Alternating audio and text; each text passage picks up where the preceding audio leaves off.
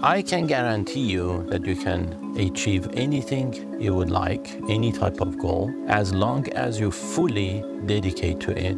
And always keep this mantra in mind. Am I dedicated, committed to my goal, to achieving my goal? Like I am dedicated and committed to breathing. As simple as that. A constant dedication and commitment.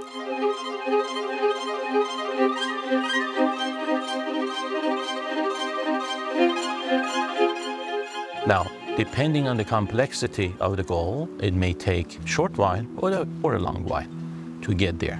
If you are embarking on a startup company, you're hiring 10, 15 people, you're going to go find financiers, investors, etc., and you're going to go into marketing your product, etc. Well, that may take you 2 years or 5 years to get there. But the good news is that you can absolutely succeed without any question, regardless of the details, as long as you're committed and dedicated. If it is a short-term goal, just for instance, an interview to land a job, or maybe a negotiation with your boss to get a promotion, that may take you only, let's say, a month of committed, dedicated research, understanding, practicing the skill set, but then you can land that promotion, 100%. Guaranteed. However, it is really as simple as that, but most people simply fail because they are absolutely constantly distracted. Now, some of the distractions in life are a little bit inevitable. This is a very key realization I want you to recognize. If you can distinguish between which distractions are inevitable, out of your control, and which ones are evitable and under your control, you have made it. It's an absolute golden formula for success. To give you an example, some of them that are inevitable is you have to take some time to, for instance, eat, okay? That's, let's say, whether it is 30 minutes, 45 minutes, 10 minutes sometimes, an hour and a half. You have to just take that time. Now, some people go quickly through that so they can manage that time, accelerate through it, and some people don't want to. It's up to you, however you do it. There are a few other inevitable activities that are a little bit out of your control, such as, let's say, the amount of time that you sleep, whether it is 6 hours, 7, 8 hours, can control it a little bit, but you need to sleep. And a few hours a day interacting with people, whoever that may be, especially family, etc. You just have to commit to that. But let's say that would be half of your day, okay? 6, 7 hours of sleep, a few hours of eating, self-care, interacting with some people that, I'm not talking about work, more like family obligations, friends, partner, kids, etc. But then you have another 12 hours, 10 to 12 hours left throughout the day.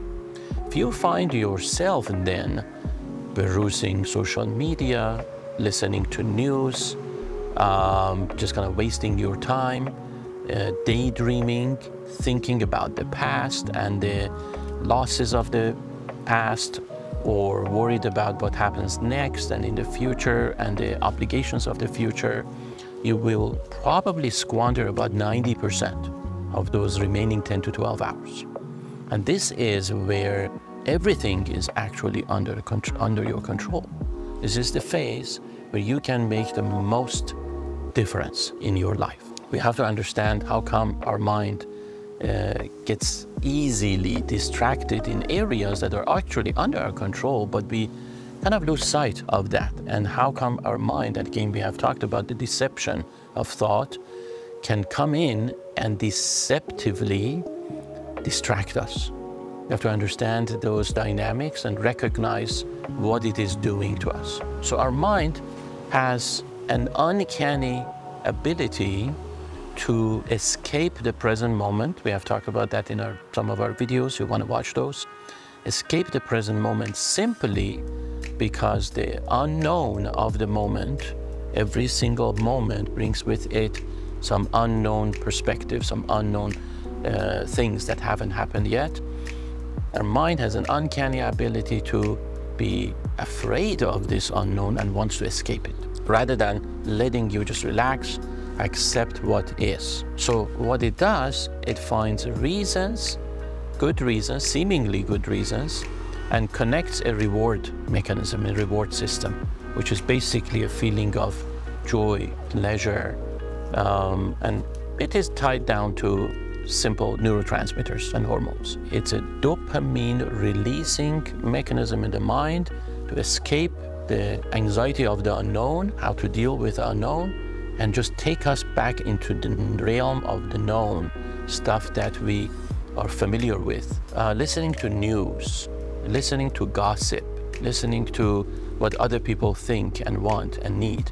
Just this whole process of just listening to stuff outside of us, it gives us kind of a reliable, repetitive way out of that anxiety. So our mind is going to just catch on whatever excuse is lying around. News is on the TV, it's going to catch on that and escape from the present moment, take you into familiar ground of just being preoccupied with the news, especially because also news and newsworthy material usually has some kind of an emotional trigger attached to it. So you can imagine how your mind and your feelings come hand in hand, almost like sabotage your attention away from what you need to pay attention at the moment. Now, most of the news that we are hearing every single day, whether we are reading blogs or listening to TV or watching a video, etc., they are absolutely useless, and the evidence is very much is in yourself. Ask yourself how much of the news you have heard over the past day, month, weeks, year, you even remember. Probably none of that, or just very, very few.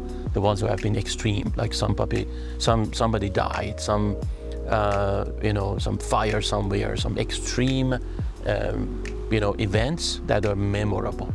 So if you think about it, if you have spent maybe an hour a day over the past year listening to all this stuff, reading stuff that you don't even remember today, you have probably squandered about 365 or more, 700, 800, 1,000 hours the entire year that has been dedicated to something that you cannot get back. The time has lost. It has been lost. That's one example where your mind just takes you away and escapes from this current moment. Sometimes it doesn't require news or distractions like a blog or video, etc., for our mind to actually do that. It doesn't even need that. You could be sitting in somewhere without any intrusion, without any external stimuli, and your mind is capable of hijacking your attention into its own fantasies, like a reflection of the past, all the past accomplishments.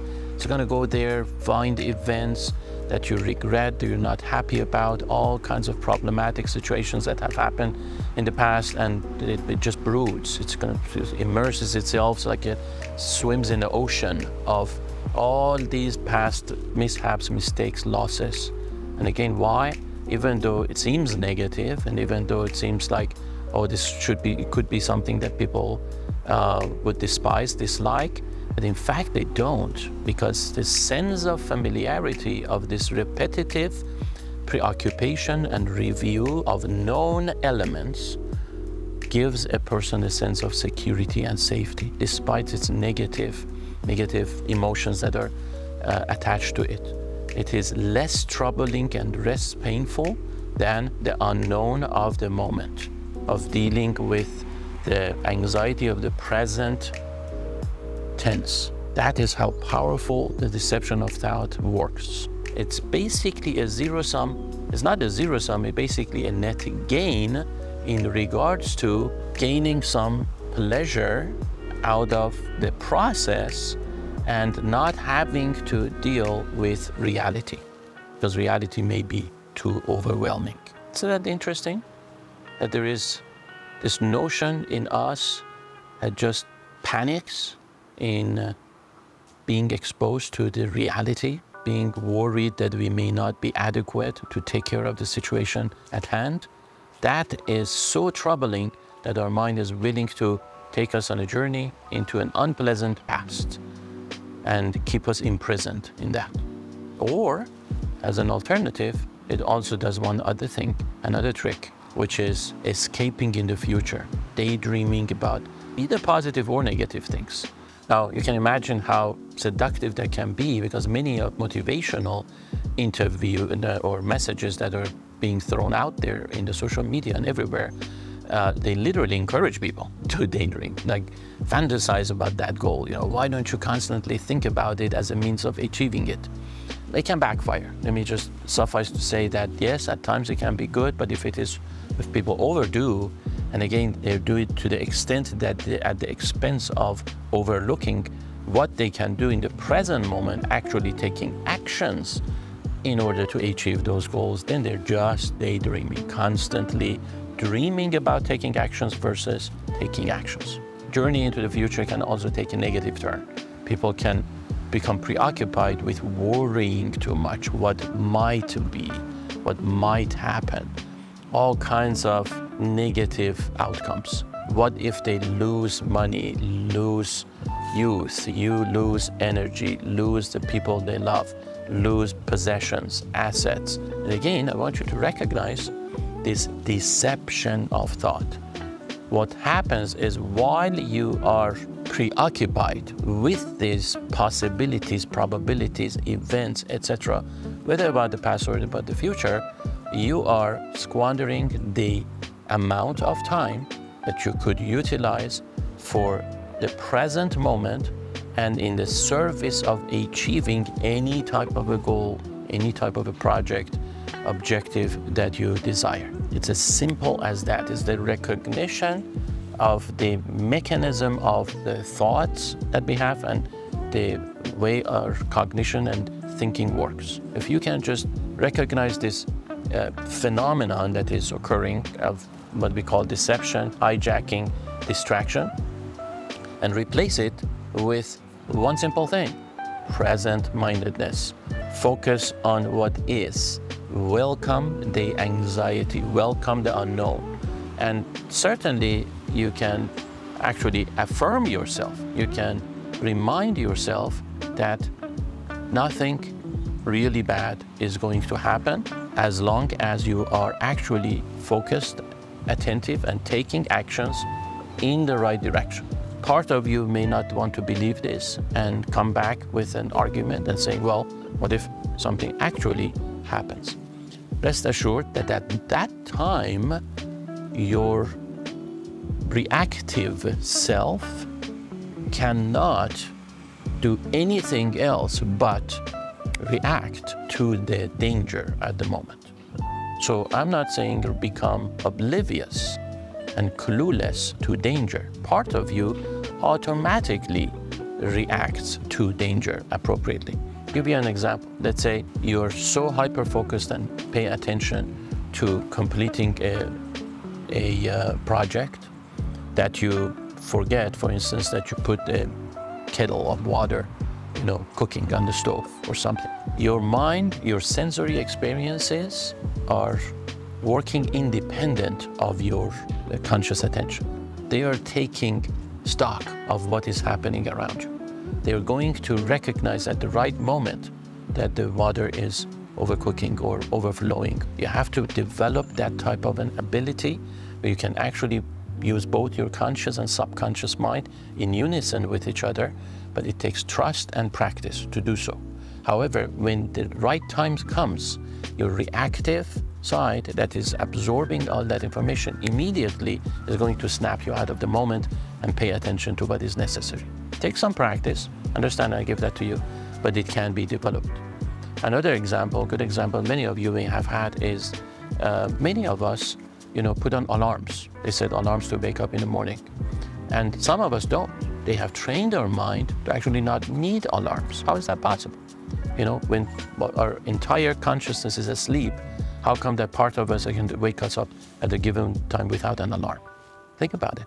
That ability is ingrained. We are pre-programmed to have that multitasking, integrated collaboration and harmony between the different parts of us. We only have to develop certain ability to connect with these different parts and actually utilize their power. So we heavily rely on external tools instead of internal tools. But all the tools that you need are actually available internally. That is what we need to do with that tendency to fall into the past or the future. Basically, refocus, gain confidence, remind ourselves that everything is going to be fine, just need to be present-minded and give it our full dedication. And again, another analogy we started with that can serve as evidence is breath. You know, you don't think about how much breath you have lost or how much oxygen you have not gotten, or you could have gotten more oxygen, etc. You're just breathing in a moment. It is, futile to think about the breath you have gotten or have not gotten. It doesn't matter anymore. And you're not thinking about, oh, am I going to get enough oxygen 5 hours from now? Am I going to get enough breath in 2 minutes from now? You're not doing that. You're just constantly breathing. Now, does it come with some kind of an anxiety that, let's say, I'm breathing and maybe I may be breathing some toxic fumes? It's possible. Isn't it possible? Why don't we worry about that? Why don't we panic about, breathing toxic fumes? Because we trust ourselves that if there is any type of a toxic fume somewhere, my sensory experience is going to detect it. It's just going to figure it out. It's going to, in time, recognize that, oh, I got to be mindful of what's happening. There's some smell. We easily, all of us, we don't worry about gas leaks that much on a daily basis, because again, we trust ourselves that if I smell gas at that time, my reactive part is going to jump in and figure it out what I know. I'm going to put every other project on hold and figure out what's going on with that gas leak right now, right then. Recognize that you naturally possess actually these abilities that you can utilize to reignite that power in yourself. As we mentioned, the power of what? The power of focus, attention. Just like you do that to your breath, commitment to breathing, you transfer that powerfulness into projects. Whatever project it is from here on going forward, focus on committing, dedicating to it. Like I mentioned, I broke it down for you, 10 to 12 hours a day, whatever it is on your schedule. Commit to it like you commit to your breath.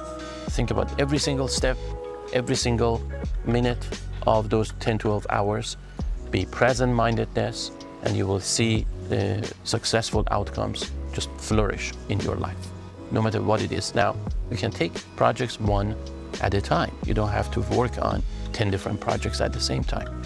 And that is where prioritization comes into the play. What we have to do is certainly prioritize in regards to different pros and cons of each project, then tackle one project at a time. Tackle that, and you can then learn how to possibly add a couple of more projects to their plate and multitask on multiple projects. If you need more information, watch the other videos, subscribe to the channel, and I hope you enjoyed this long journey of how to use quantum living in order to increase focus, efficiency, and effectiveness.